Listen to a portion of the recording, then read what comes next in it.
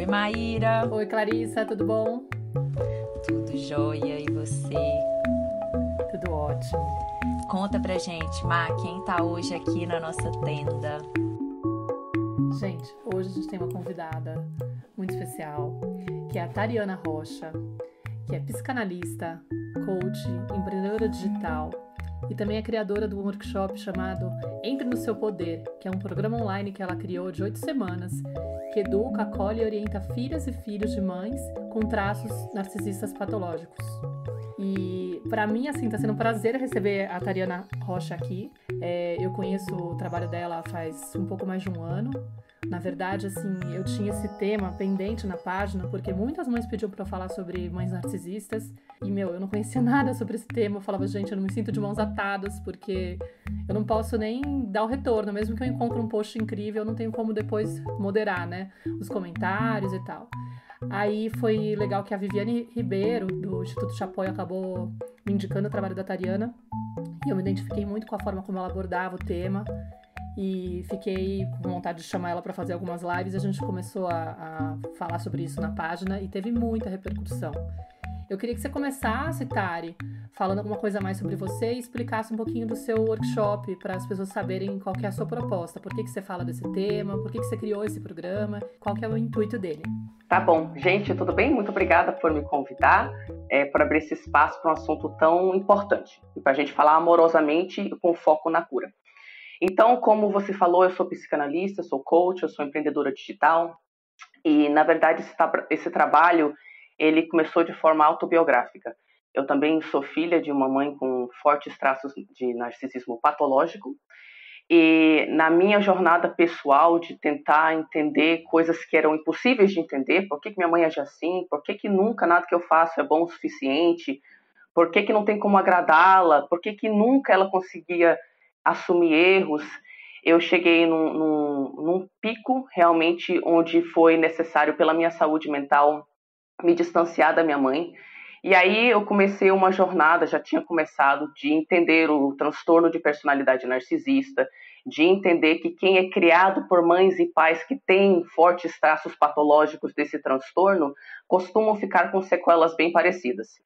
E a sequela principal, que se manifesta de várias formas, é muito simples de entender.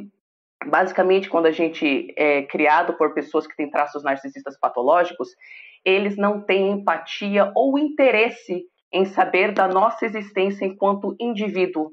Aí o pai ou a mãe narcisista, eles atuam de forma a fazer a criança desacreditar de si, não expressar a própria voz, as próprias opiniões, as emoções, não é? Não ter preferências e realmente ensina essas crianças a se esvaziarem de si naquela tentativa que a criança vai realmente fazer de ser amada pela mãe, né? Então a sequela que fica na fase adulta é que a gente se esvazia do nosso eu e a gente não sabe quem a gente é. Então a proposta do workshop Entre no Seu Poder, ele é totalmente baseada no resgate da conexão desse indivíduo consigo mesma. Porque é aí que foi cortada a conexão entre essas filhas e filhos que agora cresceram e são adultos e não sabem identificar o que sentem, o que pensam, o que querem, quem são. E é dessa desconexão interna que vem os transtornos de ansiedade, que vem a depressão. Porque não tem como você sentir que a vida faz sentido e que aqui é um espaço seguro para você existir, se dentro de você se recusa, se rejeita, não é? Você se abandona porque você se interpreta como um perigo para, inclusive, receber amor. Então, o Workshop Entre no Seu Poder, ele é um programa 100% digital, de 8 semanas, que visa explicar para as pessoas o que é o abuso narcísico, como se comportam mães e pais narcisistas, como que você pode identificar isso dentro da sua vivência, de que forma isso está afetando a sua capacidade de existir de acordo com a sua própria essência até hoje, e como que é um caminho da cura a partir de agora, você que está descobrindo com 30, 40, 50, 60 anos de idade.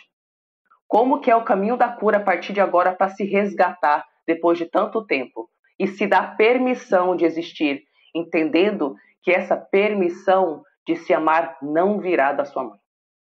Então é um processo que envolve um luto de aceitação da capacidade limitada de empatia da sua mãe ou do seu pai narcisista, da capacidade limitada deles de enxergarem você.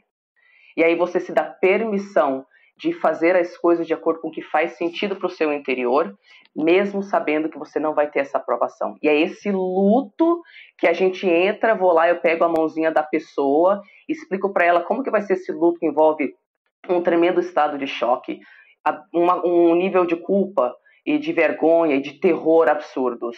E você não consegue fazer sozinho se a gente não tiver uma voz que fala pra gente, você não é louca. Existem mães que têm traços assim. Realmente é abuso. Então essa validação, esse acolhimento, não é? Faz parte desse trabalho para a pessoa conseguir levar a sério a própria sabedoria. E aí ela conseguindo se conectar com a própria sabedoria, ela continua sentindo o terror, a culpa, o medo, a vergonha, mas ela consegue dar passo e ela tem uma direção. E aí é questão de se reconstruindo. É um processo, né, gente? Não é da noite pro dia. Mas a gente ensina ferramentas para ela se reconectar com essa sabedoria interna e ir reconstruindo o seu eu real. Quando eu comecei a falar sobre isso na página, eu percebi que gerou um certo pânico. Primeiro, assim, eu vi dois movimentos muito claros, né? Muitas pessoas que caiu a ficha, né? Caiu a ficha para elas naquele momento e, nossa, aquela coisa devastadora de, pelo amor de Deus, eu não acredito. Então foi isso que aconteceu comigo. Muito por esse espaço de não haver como validar isso e pela própria dinâmica do que eu aprendi com você, né? De que a mãe fica fingindo que é outra coisa que está acontecendo, distorcendo a realidade. Então essa criança não entende o que está acontecendo com ela e fora da casa faz-se uma encenação, né? De que a família é perfeita. Então essa dinâmica dificulta muito que essa criança saiba o que está realmente acontecendo, que esse abuso existe e ele é real. E, por outro lado, teve um medo muito grande que surgiu de muitas mães começarem a se reconhecer nesses comportamentos que eu começava a descrever nos posts que eu colocava, né? E muitas começaram a suspeitar, será que eu sou narcisista? Ou mesmo distribuir diagnóstico para as mães, porque minha mãe costuma me chantagear, então ela é narcisista, sabe? Então, assim, eu acho que é muito importante a gente também tomar um certo cuidado de não trazer essa informação e fazer as pessoas acharem que todo mundo é narcisista, né? Então, eu queria que você pudesse explicar com um pouco mais de detalhe como que surge o narcisismo, esse transtorno, né? E como que a gente diferencia uma imaturidade emocional de uma mãe ou de um pai com traços narcisistas de um transtorno mesmo narcisista. Ok, perfeito. De fato, desde que eu comecei esse trabalho, a gente percebe que agora tudo é narcisismo, não é? Qualquer coisa que eu não gosto no outro, eu vou chamar ele de narcisista, e na verdade não é bem assim. Por outro lado, sim, todos nós temos traços narcisistas. Então, vou tentar agora dar uma simplificada nesse conceito para a gente diferenciar entre as coisas, tá bom? Todos nós somos narcisistas porque o narcisismo é a experiência de se colocar no centro do mundo. E todo mundo nasceu assim. Você nasceu um bebê que se achava o centro do universo. Normal. É a sua interação, geralmente, com a mãe que está cuidando de você, a sua cuidadora principal, que vai fazer você sentir segurança, confiança em sair do seu estado de tudo gira em torno de mim e ir para fora. Conseguir identificar que existem outros fora de você, com necessidades à parte, que são indivíduos à parte, e que a gente, inclusive, compartilha um mundo, compartilha a atenção da mamãe, a atenção do papai, compartilha os brinquedinhos com este outro. É quando tem uma falta de acolhimento daquilo que o bebê expressa nessa primeira infância, nessa fase onde o bebê é narcisista. Quando ele chora, ele precisa da mamãe, ele está com fome, ele está com cólica, ele precisa se mostrar, porque criança tem que se mostrar e quer que mamãe veja mesmo, não é? Quando a criança está se expressando e a resposta desta mãe é julgadora, invasiva, ou uma resposta hostil, a criança que é narcisista entende, esse outro é perigoso, eu não vou pensar nesse outro coisa nenhuma, vou ficar aqui dentro da minha cabeça e tudo gira em torno de mim. O que está fora de mim é um perigo, fico aqui dentro. Ficando dentro da cabeça dela, dentro do narcisismo natural do bebê, não fazendo essa travessia para o mundo de conseguir enxergar o outro como um indivíduo, a pessoa cresce infantilizada. Com uma necessidade daquele estágio de desenvolvimento psicológico, que era uma necessidade narcisista do bebê, de ser enxergado, de ser acolhido, de ser validado. não é? De ter uma resposta da parte da mãe. É como se uma parte da pessoa ficasse lá pedindo aquela atenção que nunca recebeu. E aí o que acontece? Esta criança que já aprendeu desde criança, e podem ter várias razões porque ela aprendeu isso, que a única forma que ela vai conseguir satisfazer as suas necessidades é sendo narcisista como a mãe, ou narcisista aqui a gente está falando de uma pessoa que está tão voltada para si que não consegue dar atenção para outra, tá? A criança aprende, peraí, se é assim que eu vou satisfazer as minhas necessidades, forçando o outro a me dar aquilo que eu acho que é meu, então é assim que eu vou satisfazer. Só aprendi desse jeito, eu aprendi que as minhas necessidades não serão satisfeitas, que eu sou lixo, minhas emoções são lixo, eu sou podre, eu sou errada e inadequada. Eu vou compensar por essa sensação de profunda solidão, tristeza e vergonha, criando uma fantasia, que crianças criam fantasias e brincam de ser outras pessoas, né? A criança cria uma fantasia grandiosa de quem ela é, que ela coloca para o mundo, e na verdade aqui a gente pode ter dois tipos de narcisistas. A gente tem o grandioso, que a mãe grandiosa, narcisista grandiosa, ela fala para o mundo que ela é superior a todo mundo, ela é extremamente arrogante, não tem empatia, ela explora os outros, e aí é a extrovertida. Mas o que a gente tem também muito? A narcisista oculta. A narcisista oculta, ela para fora demonstra uma grande vulnerabilidade. Ai, minhas dores, ai, minha vida triste, como eu tenho problemas, ninguém tem uma vida tão difícil quanto a minha. Mas dentro ela carrega o seu senso de grandiosidade no sentido de eu sou um gênio mal reconhecido, eu realmente sou a pessoa mais importante, especial, e as pessoas não conseguem enxergar. Então, seja a dinâmica do extrovertido, da mãe que é abertamente arrogante e realmente menospreza os outros, seja através da dinâmica da narcisista oculta, a que demonstra uma vulnerabilidade para inspirar culpa nos outros e forçá-los a cuidar dela. Porém, dentro dela, ela está sempre desaprovando de tudo que os filhos fazem, porque tudo é inferior a ela. Isso já dá a mensagem para o filho: você não presta, você não é bom o suficiente. Essas mães, algumas delas, elas inclusive têm filhos com o intuito de preencher o seu vazio existencial. Aí vamos diferenciar, como vocês pediram, entre o transtorno de personalidade e uma mãe que apenas aprendeu desde criança que ela tem que forçar os outros a dar atenção para ela, tá? A gente tem o narcisismo acontecendo no espectro, digamos que é de 1 a 10.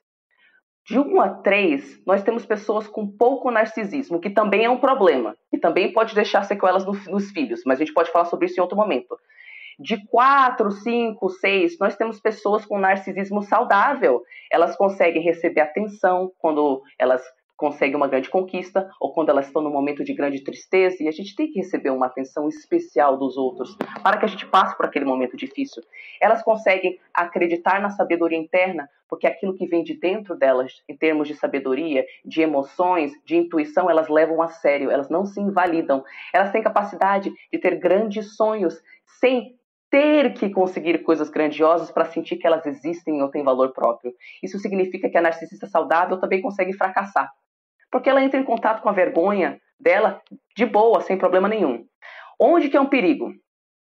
Quando a gente chega na pontuação 7, 8, 9, 10. A partir do 7, nós estamos lidando com mães ou pais, no caso, que têm fortíssimos traços narcisistas. Não tem empatia com o outro. Tem que chamar a atenção de todas as formas. Invalida o outro, não é? Força o outro através de manipulação a dar aquilo que eu quero, não é? Mas a pessoa que está na pontuação de 7, você pode tentar se comunicar com ela de uma forma neutra, expressando como que você é impactado pelo comportamento dela e enfatizando a importância do laço entre vocês duas. E tem pesquisas que falam que pessoas que estão nessa pontuação, se você falar para elas como elas são importantes nos relacionamentos, você consegue inspirar empatia nelas. Algumas dessas mães podem até ter uma resposta violenta no início. Ah, você está exagerando. Ah, não é bem isso. Mas depois elas vão no cantinho, param e pensam, caramba, ele tem razão.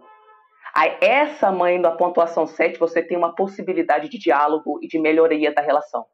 Aí quando a gente já está falando da 8, 9, 10, aí a gente está entrando no transtorno de personalidade narcisista.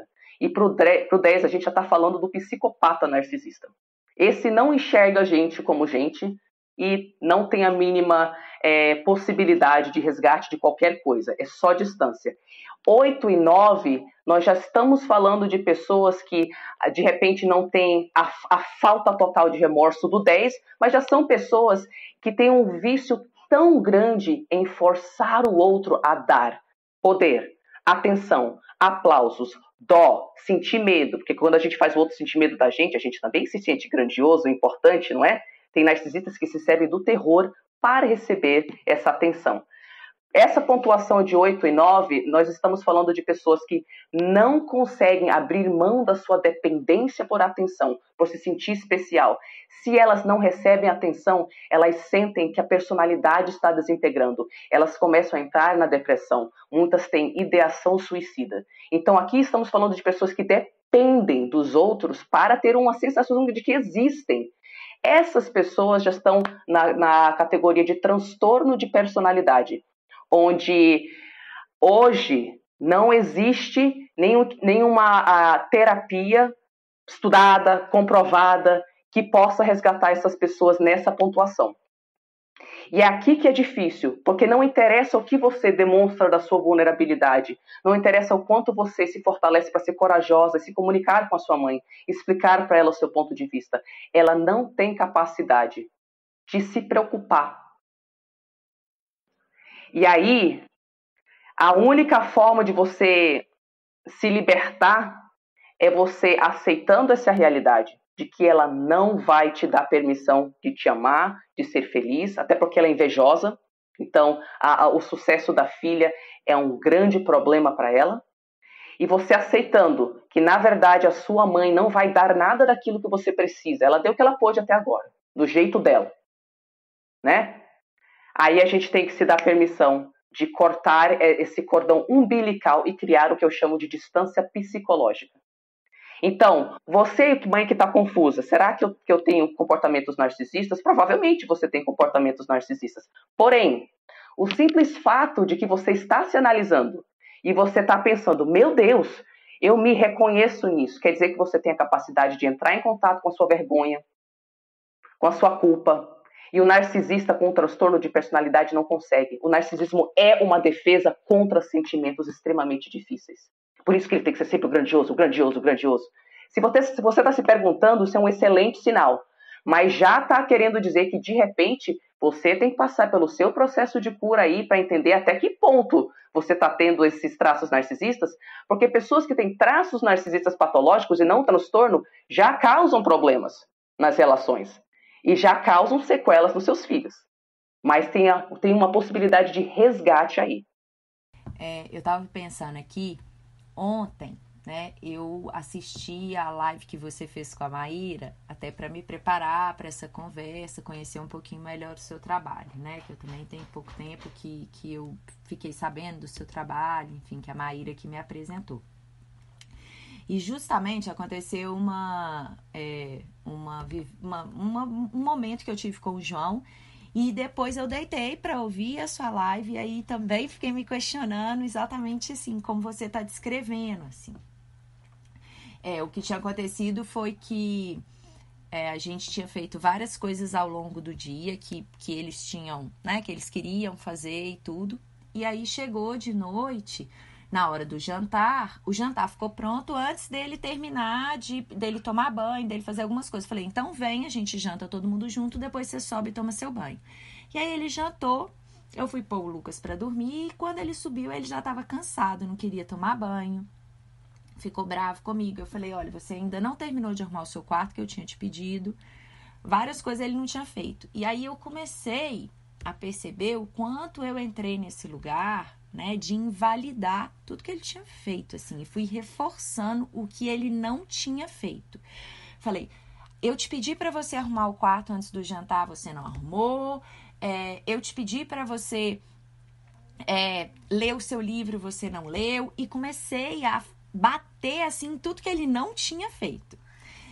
E aí ele falou assim, então também, eu falei, agora você também não vai ouvir música no banho, né, peguei o celular, você não arrumou o quarto, não sei o que, e falei, aí ele falou, então eu não vou tomar banho. Ele tá bem na adolescência, nesse momento de diferenciar, na pré-adolescência, ele tá com 11 anos, e eu vi na live que você falou exatamente que como que a criancinha, né, pequena, ela tende ela tá como, ela é dependente desse olhar do outro, desses cuidados do outro para ela sobreviver, né? Porque ela nem sobrevive se não tiver um adulto que cuide dela, que reconheça as necessidades dela. E o adolescente, ele já começa a se diferenciar de uma maneira mais intensa. E aí ele falou, então eu também não vou tomar banho. Ele dormiu sem tomar banho, né? E aí depois eu falei assim, nossa, eu acho que eu peguei muito pesado, porque eu fiquei bombardeando tudo que ele não tinha feito. Eu falei, e quantas coisas ao longo do dia ele fez? E aí eu voltei no quarto dele, sentei do lado, antes de ouvir a sua live, no caso. E aí, antes de eu dormir. Eu sentei lá e comecei a falar com ele. Falei, João, a mamãe reconhece que você hoje tocou a flauta que a gente tinha combinado, que você lavou os seus pratos, que você fez isso, que você fez aquilo, nananana, e amanhã é um novo dia, então a gente vai conversar. Aí ele falou, amanhã eu vou tomar banho de manhã, a hora que eu acordar, amanhã eu vou arrumar meu quarto, não sei o que, não sei o que. Eu falei, beleza. E eu falei, a gente vai ler. Então foi tão bonito, porque ele, a hora que eu cheguei pra falar com ele, ele cobriu a cara assim e falou assim, eu não quero falar com você, eu tô muito bravo com você. E aí a hora que eu fui reconhecendo, eu falei, mas eu só preciso reconhecer. Ele foi tirando e vendo.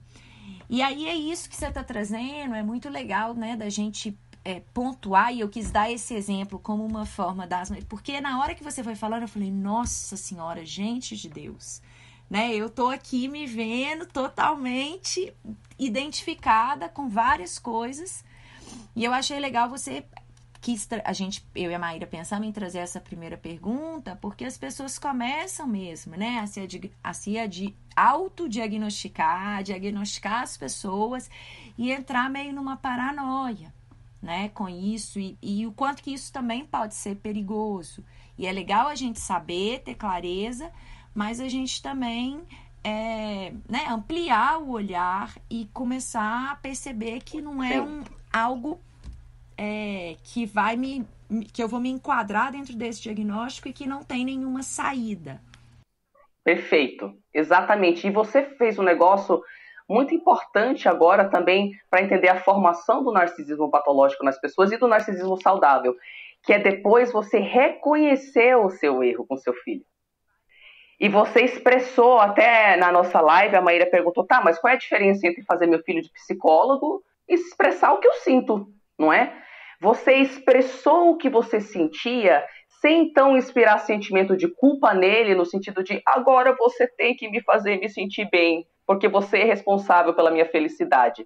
Ó, você vê a diferença? A narcisista, ela cresceu num ambiente onde ninguém explicou para ela quais eram as emoções que estavam sendo sentidas.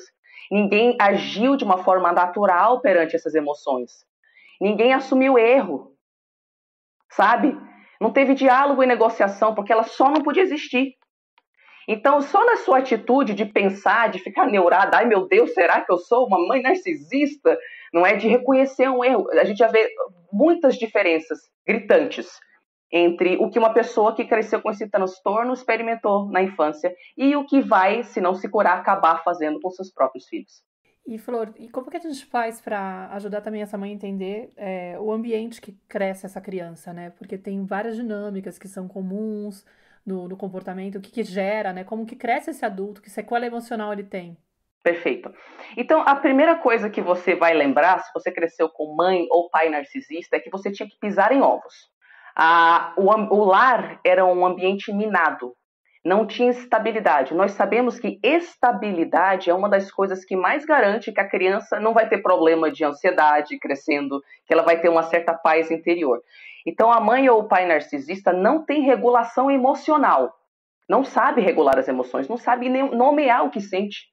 Né? Então, quando vem uma sensação pesada de culpa, de vergonha, de sou inadequada, que é a existência primária do narcisista, seja o extrovertido, seja o oculto, a narcisista sente uma vergonha profunda. É isso que ela sente, né? Quando vem essas emoções, o narcisista extrovertida pode explodir, porque a única forma que ela sabe lidar com o desconforto interno dela é fazendo todo mundo sentir a mesma coisa.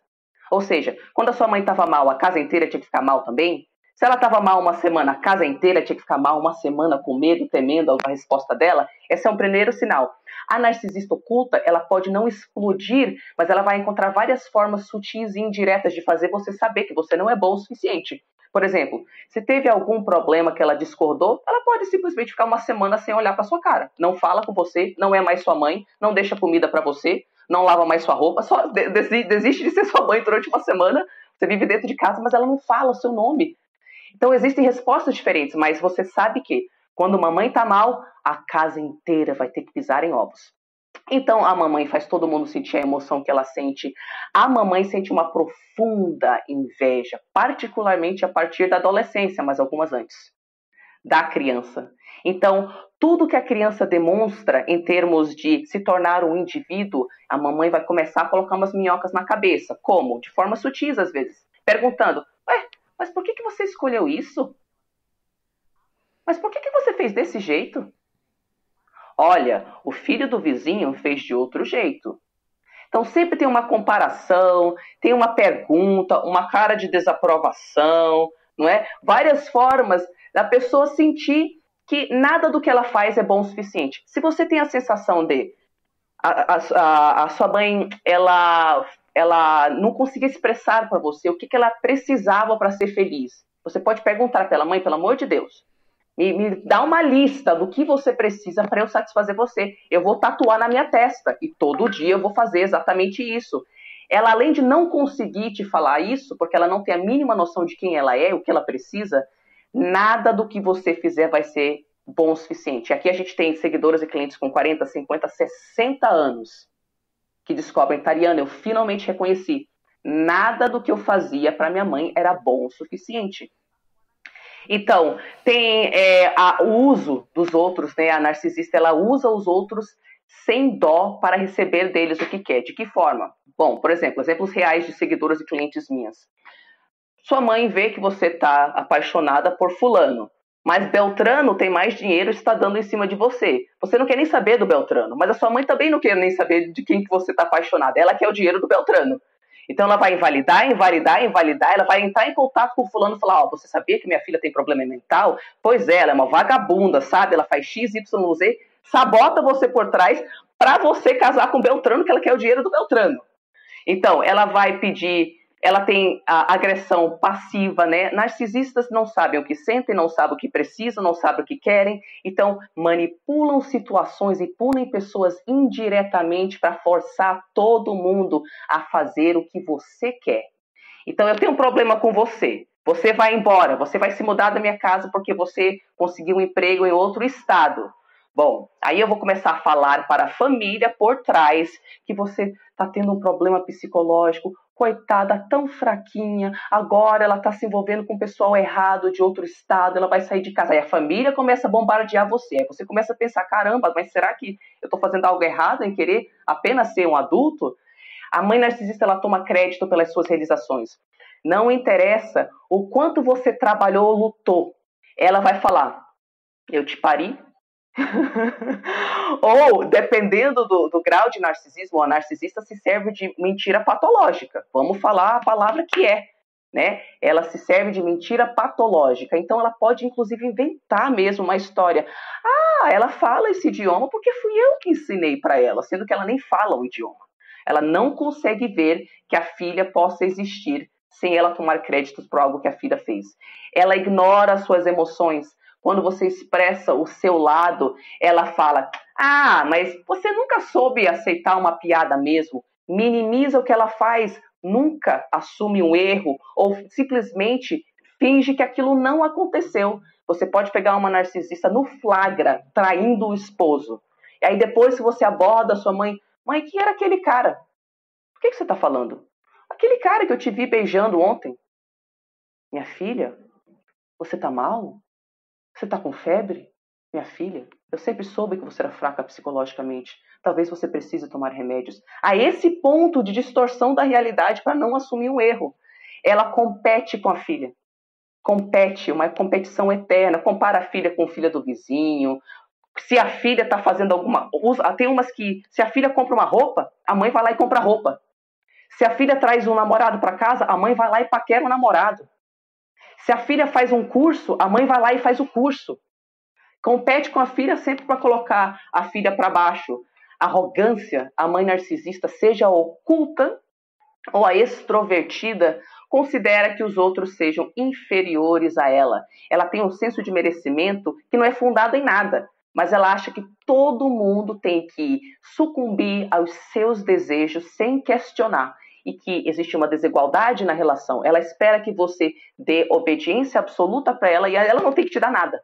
Ela não te dá nada em troca, nem validação, nem nada. Ela simplesmente espera que você faça isso. A mãe narcisista se preocupa com aparência fora de casa. Todo narcisista tem uma dupla personalidade. Tem a aparência fantasiosa que se apresenta para o mundo, inclusive tem um tipo de narcisista chamado narcisista comunal, que são aqueles narcisistas que vão para a igreja, aqueles narcisistas que têm uma imagem de benevolência, de bondade, e é só porque sem essa casca que recebe validação e admiração externa, a pessoa não sente que existe. Mas dentro de casa, aí os abusos realmente são terríveis, né, e constantes. A mãe narcisista é incapaz de assumir culpa ou responsabilidade por qualquer coisa. A única situação que você vê essa mãe falando, eu estava errada, é quando é uma daquelas narcisistas vulneráveis que quer inspirar dó em você para depois pedir dinheiro, para depois dizer, então não saia de casa, eu não vivo sem você. Aí você percebe que sua mãe espera que você, aos 30 anos de idade, fique em casa pro resto da vida, sustentando ela e sendo a psicóloga dela. Ela não permite que você saia e tenha uma vida normal. Ela usa a culpa tóxica para te manipular. O que é o que eu chamo de culpa tóxica?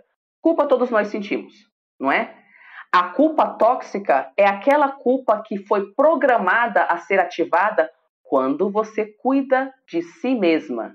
Então, por exemplo, eu posso sentir uma culpa porque eu fui lá e eu traí meu namorado. Poxa, aí de fato eu estou fazendo um possível mal a alguém.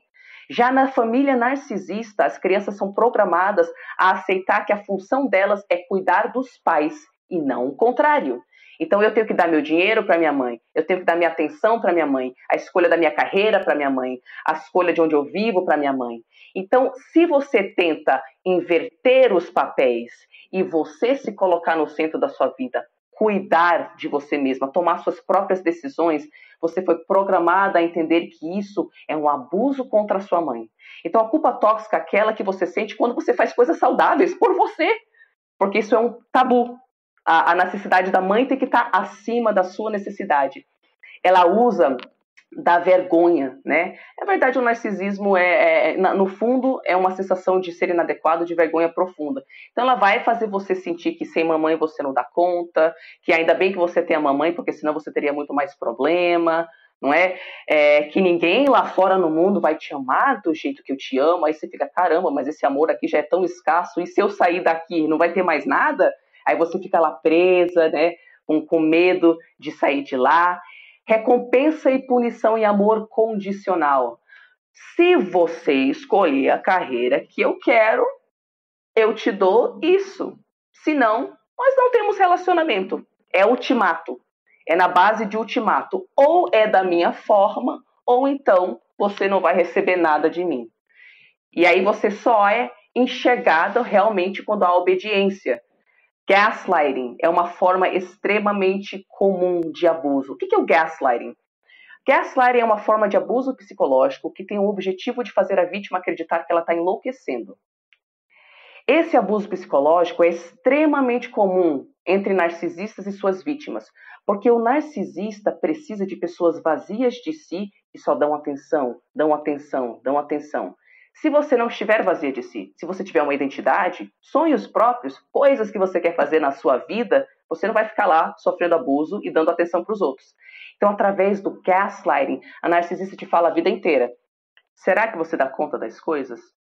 Olha, você tem problemas, isso não é bom para você. Você não deve acreditar em si. Será que o que você viu, você realmente viu? Será que o que você sente, você realmente sente?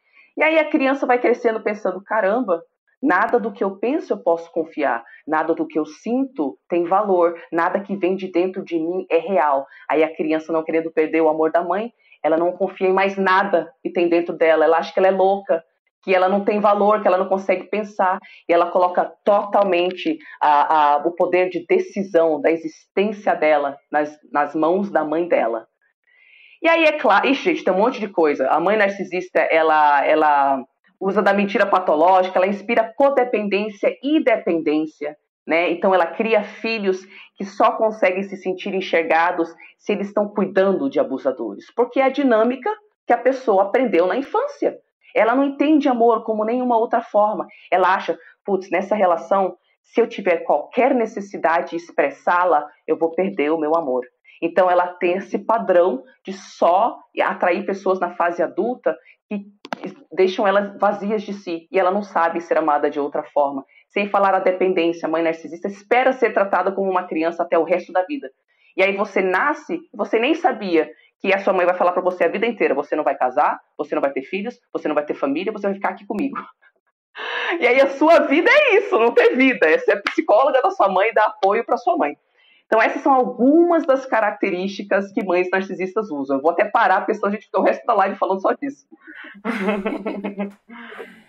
Ô, Tari, explica uma coisinha que também foi uma dúvida muito constante, porque isso já acontece muito na página, porque como a gente fala muito da relação da mãe com a criança, se questiona muito, mas e o papel do pai, né? E essa dinâmica também pode acontecer entre o pai e os filhos, o pai e o filho, o pai e a filha, a mãe e o filho. Como funciona? Tem alguma diferença de peso, o fato de ser mãe, o fato de ser pai? Olha, não tem diferença de peso. Hoje eu já estou trabalhando há tempo suficiente com esse trabalho de entender que tanto mulheres quanto homens que crescem com tanto mães quanto pais narcisistas vão ter sequelas extremamente parecidas, tá? O que pode acontecer é que existe... Então existem pais narcisistas, existem mães narcisistas, chefe narcisista, namorado narcisista, irmã narcisista, tudo existe narcisista. Quem puder ter filho, então, pode ser um pai narcisista ou uma mãe narcisista. E os filhos vão sofrer igual. O que a gente pode perceber de diferença entre o comportamento da mãe e do pai é que, por questões sociais, homens são estimulados a serem abertamente violentos e agressivos. Então a gente vê, por exemplo, no perfil do pai, frequentemente aquele narcisista bully, que ele precisa de filhos de saco de pancada. É isso que ele precisa. Então ele é abertamente abusivo, ele pode ser realmente fisicamente violento, né? E a mãe, a gente descobre que socialmente mulheres não podem peitar, né, de igual para igual, em termos de força, o resto do mundo. Então mulher aprende a fazer o quê? Ser manipuladora. Ser manipuladora de forma indireta. E aí ela vai, então, exercendo a sua agressão, sua violência, de forma psicológica. Lembrando que, de acordo com a Associação Americana de Psicologia, abuso psicológico deixa tanta sequela ou mais sequela do que abuso físico e sexual. Então, aqui, né, eu falei, o pai narcisista às vezes é abertamente abusivo, às vezes ele pode ser oculto também. E a mãe narcisista costuma ser mais indireto o negócio, mas a sequela vai ser deixada de qualquer forma. O abuso psicológico não é nem visto, né, não é nem levado a sério. Muitas pessoas ficam com essa dúvida de percebe agora que está acontecendo isso e falam, eu ainda sofro com essa mãe narcisista, o que eu posso fazer? Eu quero ajudar, mas eu não consigo, eu me sinto mal porque tem vezes que eu quero me afastar. Isso não seria fugir do problema, por exemplo, né? Ou isso não seria abandonar alguém que está precisando de mim, né? Ou seja, essa dinâmica da dependência emocional, essa culpa que é inserida desde o início, ela realmente impacta esse adulto, né? E também esse tabu que a gente tem da imagem da mãe, de que não se pode tirar essa mãe desse pedestal, de que mãe é mãe, que a gente tem que ter um elo com ela, que a gente não pode, ou de confundir essa história do afastamento com desonra, né? Eu não aceito, eu não, né? Eu jogo no lixo então eu não tenho esse direito, porque é minha mãe, né? Então, o que você pode dizer para essas pessoas, né? Para poder, de repente, porque a sensação que dá muitas vezes é que tem que ter um corte, de alguma maneira, nem que seja essa parte que você falou do psicológico, né? Que você fala. Isso. Então, assim, tem algumas coisas a serem comentadas sobre esse assunto. Em primeiro lugar, tem que ver o grau de narcisismo da sua mãe ou do seu pai, né? Porque às vezes está num grau 7. Às vezes você simplesmente nunca soube se comunicar. E se você começar agora, você descobre que tem um resgate aí, uma possibilidade de se manter algum tipo de relação. Mas, se a gente está falando sobre uma mãe ou um pai narcisista que está lá no 8, 9, 10, A triste notícia é que essas pessoas não estão nem aí para você. Elas não estão nem aí para as suas necessidades. E você consegue constatar isso pelo fato de que você não tem nenhuma lembrança da sua mãe ou do seu pai levando a sério alguma queixa sua, mudando algum comportamento, pedindo desculpa ou assumindo algum erro. E aí o que acontece com essas pessoas? A nossa mãe, particularmente a mãe, mas o pai também, eles nos ensinam coisas essenciais para regular o nosso senso de autoestima. Eles falam para a gente quem a gente é, se a gente é digna de amor ou não, o que é possível, o que não é possível para a gente. Toda a nossa identidade está atrelada ao jeito que a nossa mãe nos enxerga.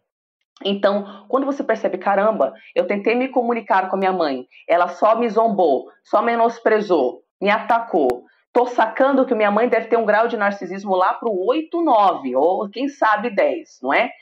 Eu tô vendo que aqui não tem mais o que fazer. Então, a gente tem que começar um processo de, no mínimo, distanciamento psicológico e, às vezes, distanciamento físico. O distanciamento psicológico é muito simples. Existem dois grupos de vozes na sua cabeça. O primeiro grupo de vozes é aquilo que você introjetou da sua mãe. Você é burra, nenhum homem vai te amar, você é uma gorda, você nunca vai ser boa o suficiente, blá, blá, blá, blá, blá, blá, blá, blá, blá. A gente introjeta nossos pais e fica lá. Você é uma péssima filha, ingrata, se me abandonar, todo mundo vai saber que você é uma má filha. E aí a gente tem um outro grupo de vozes que estão atrelados à nossa sabedoria interna. E quando a gente se conecta com aquelas vozes, o nosso sistema nervoso central fica calminho. Porque é uma confirmação fisiológica de que é aquele grupo de vozes que está alinhado com a nossa saúde mental, com a nossa essência. E esse grupo de vozes fala coisa em prol da nossa saúde mental. Fala, você precisa se amar, você tem direito de existir. Você pode tomar suas próprias decisões. Às vezes, mães podem ser tóxicas e pode fazer sentido se distanciar. Então, você fica numa loucura entre os dois grupos de vozes. A distância psicológica se cria quando você começa a tomar o passo corajoso e repleto de culpa e terror, tá bom? De ouvir e obedecer ao grupo de vozes que são seus. É um processo aterrorizante, mas depois de alguns meses, de forma diligente lá, obedecendo o seu grupo de vozes, você começa a criar as tais das bordas, os limites entre você e a sua mãe, a distância psicológica, como que você nota de repente o que ela sente, as opiniões dela, as táticas de manipulação não te atingem mais do mesmo jeito, e mesmo que te atinjam, você tem uma âncora emocional dentro de si que você não tinha antes. Aquilo não te tira do eixo, porque você já identifica. Tem uma parte sua que permanece sua. Pela primeira vez, você tem uma parte sua que é sua, tá? Então, o foco é sempre o distanciamento psicológico. E o workshop Entre no Seu Poder, ele ensina o distanciamento psicológico. Porém, para algumas pessoas que estão lidando com narcisistas malignos, narcisistas que já têm o transtorno de personalidade, se você pesquisar fora do Brasil, o que se fala a respeito dessas personalidades? Eu nunca achei um autor, um psicólogo, um psiquiatra, um psicanalista, alguém que falasse, gente, mantenha esse contato com a mamãe narcisista ou com o papai narcisista, porque é possível. Não existe este conselho. Não existe. O conselho é, se possível, corta contato e foge para longe. Para vocês terem uma noção, eu tenho uma quantidade astronômica e curiosa de clientes que são brasileiras morando no exterior. Curioso isso, tá bom? E é porque a pessoa acha que só pode existir assim. Meu Deus, eu vou ter que ter vários países entre eu e minha mãe.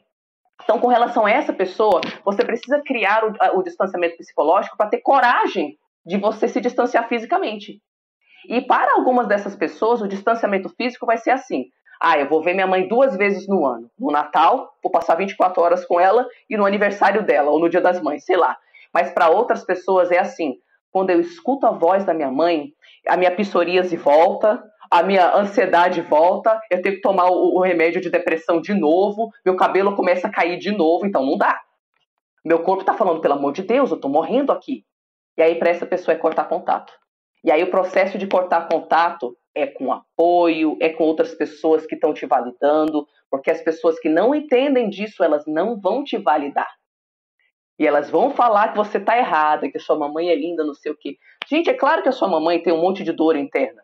É claro que a gente deseja a ela a mesma coisa que a gente deseja a todo mundo, que ela encontre paz interior e amor próprio.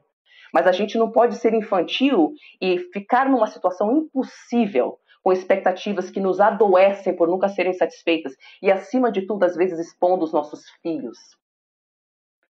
Não é? A vovó narcisista, ao avô narcisista. E testemunhar a mesma coisa acontecendo, gente. Então, para essas pessoas, eu falo aqui que é contato zero. E é um processo doloroso, e no workshop Entre no Seu Poder a gente prepara as pessoas para entender o que esperar desse corte real entre você e a sua mãe.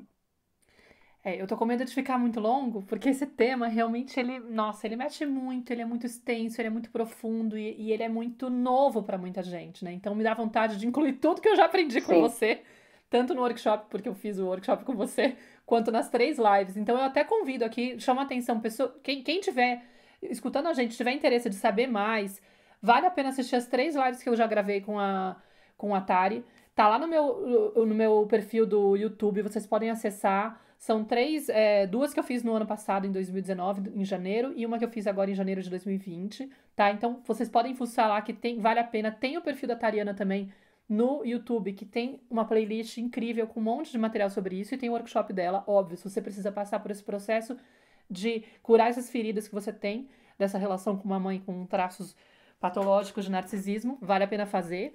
Fica aqui essa dica. Aqui, inclusive lá a gente aborda bastante essa questão da relação com as avós, tá? Na terceira live que eu fiz, desse ano. Então, quem quiser aprofundar nessa dúvida, pode escutar lá, que eu acho que... Mas aqui eu queria muito deixar gravado, registrado, quando você falou sobre o que a gente pode fazer, porque essa foi uma dor que também chegou de muitas pessoas, né, que começaram a ler os posts e ficaram assustadas e preocupadas e tocadas e mexidas. Às vezes a gente acompanha a história de uma criança que é vizinha ou que é o filho do nosso de algum parente, que você vê que tá dentro desse ambiente, com um pai ou uma mãe narcisista. E até me deixa arrepiada, assim, só de imaginar. E você sabe que você não tem como interferir. Você sabe que você não pode fazer nada. Mas aí eu perguntei pra você, o que a gente fala pra essas mães, essas seguidoras e seguidores que estão querendo estender a mão pra essa criança, mas sabem que não podem se meter, né? Porque não é uma coisa, né? Enfim, e foi muito linda a sua resposta, foi muito emocionante. Eu queria trazer isso para que mais pessoas pudessem ter esse recurso como opção. Tá bom, isso é uma pergunta realmente muito dolorosa, porque às vezes você descobriu, minha mãe é narcisista patológica, vou criar distância, mas a sua irmã com os filhos dela, ela não sacou ainda. E aí você vê aquela criança de 2, 3, 4, 5, 6, 7 anos já começando a mostrar as sequelas, né? E aí é de cortar o coração. Porque a primeira coisa que a gente tem que entender é que cada pessoa passa por um processo individual de descoberta com relação ao narcisismo. E não adianta a gente forçar a goela abaixo, que a sua mãe é narcisista, a pessoa não está pronta. Não tá, é uma morte interna. Então a gente descarta isso de forçar a goela abaixo. Então a gente fica só com aquela criança que não tem como tirar daquela situação. E aí parece que a gente não pode fazer nada. Não tem estrutura social para a gente tirar aquela criança, não tem onde enfiar ela, não tem o que fazer com ela. Essa criança vai continuar provavelmente com seus pais narcisistas. Então o que a gente faz? Existe um conceito que eu chamo de testemunha silenciosa. A criança, para ela ter uma sensação de que aquilo que vem dentro dela tem valor, a percepção dela da realidade, as emoções dela, as preferências dela, os desejos dela, coisas que são tão rotineiramente validadas pela mãe narcisista, ela precisa, para conseguir confiar em si mesma, para ter um porto seguro dentro de si mesma, acreditar que aquilo que ela está vendo é real, que ela não está enlouquecendo. Então, a testemunha silenciosa é aquela pessoa que pode fazer isso longe da mãe narcisista, até recomendo, porque às vezes você está lidando com uma família inteira que... às vezes você está lidando com uma família inteira que está dentro dessa dinâmica e eles vão te atacar se você for contra ela. A testemunha silenciosa é aquela pessoa que pega essa criancinha que acha que ela não tem nenhum valor, que tudo que ela pensa é errado, e fala para ela: gatinha, sabe aquilo que você pensou? É isso mesmo. Faz total sentido. Sua mãe deu uma viajada, tá bom? Você sabe que ela faz isso às vezes. Então, não tem problema você pensar do jeito que você pensa, tá bom? Titia também concorda com você. E essa validação, só da criança perceber que tem um par de olhos que quando olham para ela, enxergam ela. Não é que nem a mãe dela, que quando ela olha para ela, a mãe não está lá. Você vê que ela não está lá, porque ela não está conectando com nada em você. Não nem enxerga nada em você. Só de você estar presente com aquela criança, você se conectar com aquele indivíduozinho que existe lá dentro e você falar, meu amor, tá tudo certo, você tem valor, o jeito que você pensa é correto, sua mãe viajou mesmo, ok? Isso cria uma âncora emocional dentro daquela criança, que mesmo que ela passe, mas sei lá quantos anos vivendo dentro daquela família tóxica, um dia, quando ela começar a se resgatar, quando ela fizer essa releitura do que ela passou na infância, ela vai lembrar, caramba, eu não sou louca. Porque quando a gente começa a estudar isso, a primeira coisa que vem é você é louca, você é louca, você é louca, você é má, você é má, você é ingrata. Para de pesquisar isso. Mamãe vai descobrir. Ai, meu Deus, mamãe vai descobrir que eu estou estudando sobre isso. Ai, meu Deus, ai, meu Deus, ai, meu Deus, ai, meu Deus. Então, você conseguir resgatar. Não? Peraí. Eu tive 4 pais, um pai, 3 padrastos. Os meus 3 padrastos, quando minha mãe não estava lá por perto, falavam para mim, Tari, viajou. Nada a ver o que ela falou. Tá certo o que você pensa. Pronto. Eu tenho um aspecto de validação de que eu existo e de que estava tudo certo, que vai me dar uma âncora emocional para eu voltar para lá e para eu validar para mim. Eu não sou apenas má e errada. Eu vi certo aquilo, era abuso mesmo. Pronto, reconectou com o eu real. Então você pode ser a testemunha silenciosa que tem, pode ter um real poder para essa criança. Poder de cura, né? Maravilhoso. Querida, eu queria que você falasse então um pouquinho de como que a gente rompe esse ciclo, né? Eu sei que tá mais ou menos falado, né, de uma forma meio geral, mas qual que é a possibilidade que a gente tem para romper esse ciclo, para buscar a nossa cura? O que a gente tem que fazer para não, por exemplo, outra dor que chegava muito, né, para não repetir isso com os próprios filhos? Romper o ciclo significa que você tem que passar pelo seu processo de cura. Eu adianto que é um processo difícil, porque dói. Porque você tem que deixar uma parte sua, um jeito que você se enxerga, morrer. E você tem que desistir de ser amada pela sua mãe. Você reconhecendo que você tem essas sequelas, reconheça também que o processo de resgate, reconstrução do seu eu real, não é da noite para o dia. Você, como filho de narcisista, foi programada a se castigar caso não fosse absolutamente perfeita 24 horas por dia. Aqui é uma oportunidade de você olhar as suas feridas que você está carregando desde que você era criança e está se castigando por não ser boa o suficiente e maternar essas feridas de um jeito que nunca foram maternadas. Não é? Então, como que a gente rompe esse ciclo de abuso? A gente reconhece ele dentro da gente. A gente se conecta com... Isso é importante. A gente se conecta com pessoas que entendem o que a gente está passando. Então, vai lá no grupo fechado, entre no Seu Poder, no Facebook, para falar e ver que várias pessoas têm a sua história. Você não é tão esquisito assim. Porque pessoas de fora não validarão. E a gente precisa de vozes fortes para validar o que a gente sabe que é real. Você tem que passar pelo luto. O luto de cortar a expectativa de que um dia você vai ser amada, um dia você vai ser enxergada, um dia você vai ser boa o suficiente e mamãe vai te validar. Você tem que entender que culpa, para nós, olha que loucura que eu vou falar aqui. Culpa é uma forma da gente se apegar à expectativa de um dia ser amada. Por quê? Porque para pensar, se eu acho que a minha relação com minha mãe tem problema, porque eu sou errada e eu sou a culpada, então isso significa que com o tempo eu posso me trabalhar, ser melhor e um dia a mamãe vai me amar. Então, observe se a culpa que você está sentindo não é uma tentativa desesperada de ainda se responsabilizar pela felicidade da sua mãe.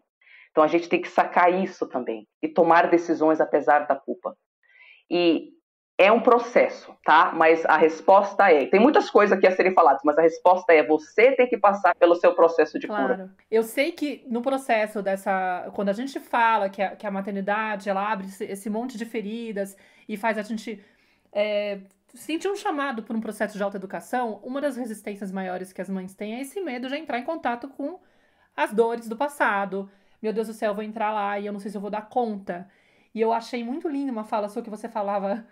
Você vai dar conta, porque se você deu conta lá, desse deserto emocional, desse distrato, desse maltrato constante. Então, acho que seria legal falar um pouco desse medo, dessa resistência, né? Tipo, eu vou dar conta, porque acho que é um dos maiores bloqueios que as pessoas têm. Eu percebi isso muito no perfil. Muita gente veio atrás de mim um ano atrás, quando eu trouxe esse tema, e aí eu vi um certo bloqueio, sabe? Tipo, parecia que as pessoas não conseguiam dar o passo seguinte. E eu fiquei pensando, nossa, se já é difícil pra mim, que não vivi essa experiência, imagina quem viveu essa experiência de uma mãe narcisista. Deve ser muito desempoderador. Você fala, eu não vou conseguir, né? Então, não sei se tem alguma palavra de incentivo nesse sentido de, amiga, vai rolar. Gente, eu vou contar, aqui eu vou contar uma historinha curta pessoal e depois eu vou incrementar algumas coisas. Quando eu cortei contato, eu consegui fazer, porque eu achei um povo doido na internet que tinha colocado uns fóruns sobre filhas de mães narcisistas. E lá tinha um monte de mulher e homem que já tinha cortado contato. E eles falavam pra mim, eu juro por Deus, por isso que eu falo que a gente não faz isso sozinha. Eu tava aqui com a minha mão, pelo amor de Deus, me salva, eu sou uma péssima filha, mas eu não aguento mais.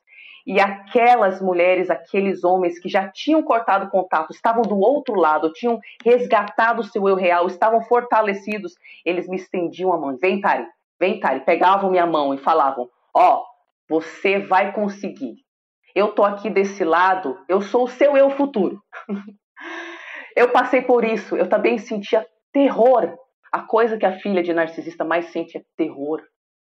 Terror da voz da mamãe. Terror da presença da mamãe. Então, realmente é um grande ato de coragem. Então, a primeira coisa que eu falo para você é: você foi treinado a acreditar que você não tem poder. Você foi treinado a acreditar que você não tem direito a ter poder. Então, você sabe que resgatando esse poder, você vai estar desagradando mamãe. Essa é uma das resistências. E que a forma que você se enxerga é totalmente distorcida, você nem sabe quem você é. É difícil você entender isso agora. Mas você não sabe quem você é. Totalmente desempoderada, achando que a sua vida não é sua para ser vivida. Busque pessoas que estão do outro lado. Guie-se pela sua intuição. Porque a sua intuição, dentre tantas vozes da sua mãe, da sua tia, do seu pai, da internet, da sociedade, ela que vai te reconectar com uma força do que é certo para você. E aqui, no início, a gente toma muito passo apoiado de outras pessoas com viseira. Como assim com viseira? Vai vir um bombardeio de vozes e emoções. Os primeiros 6 meses são aterrorizantes. Você desacredita que você está tomando aqueles passos.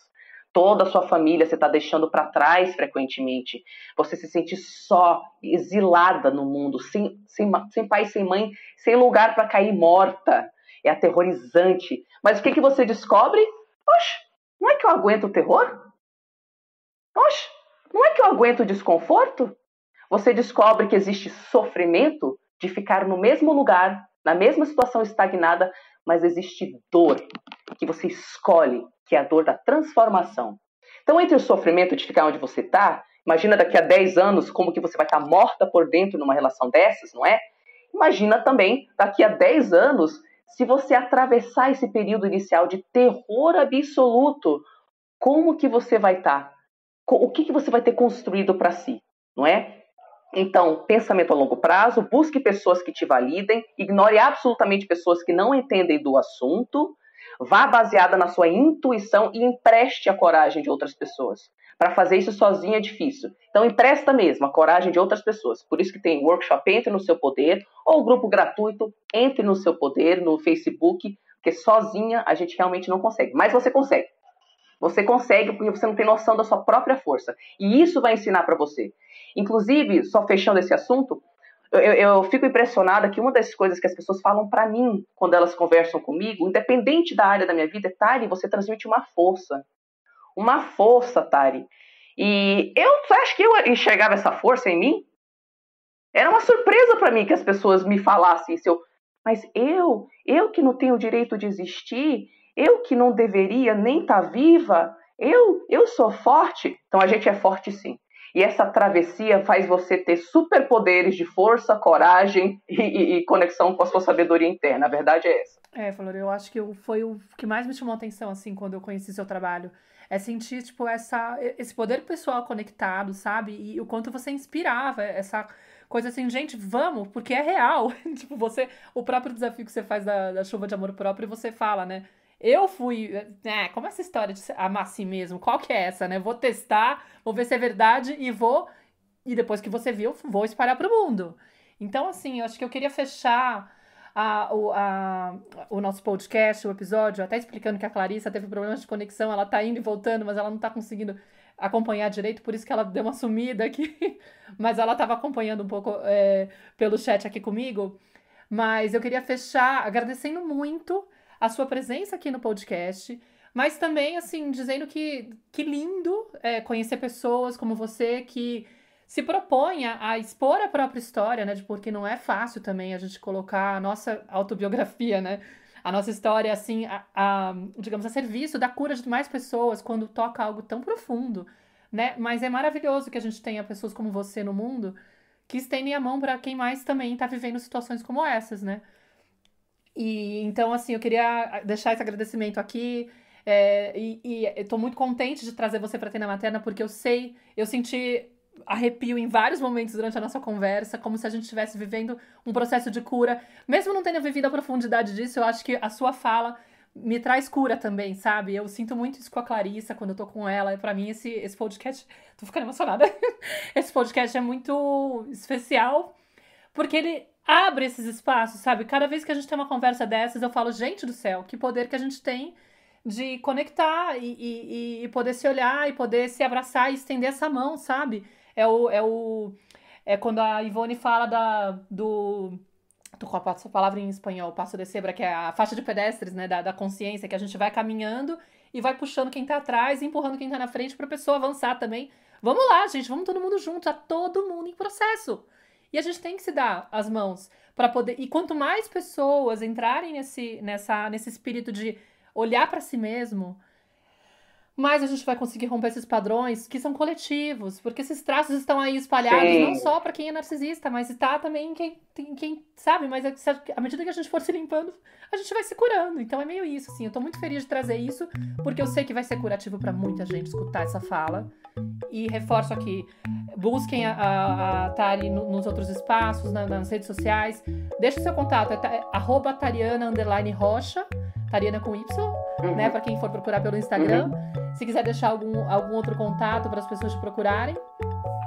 Pessoal, eu tô, então, no Instagram é Tariana_Rocha, tarianarocha.com.br é o meu site, tá? Tariana Rocha no Facebook. Tem um grupo Entre no Seu Poder, um grupo fechado para filhas e filhos de mães e pais com traços fortes narcisistas. Vocês podem ir para lá também. E e-mail é info@tarianarocha.com.br. Tariana com Y, tá? Sem H, que o pessoal já começa a viajar, coloca um H, coloca não sei o quê. Só Tariana com Y. Isso, no começo. E então, gente, eu queria agradecer também a presença dos ouvintes e dizer que se vocês quiserem mandar uma mensagem pra mim ou pra Clarissa, vocês podem escrever pra clarissa@bifamily.com.br ou pra mim no contato @cantomaternar.com ou também pelo direct do Instagram, que é Canto Maternar. Tá? E aí a gente se vê no próximo episódio. E muito obrigada. Um beijo grande pra você, querida. Muito obrigada. Beijo, Clarissa. Vai ficar um beijo aí. Ela tá dando tchauzinho. Beijo.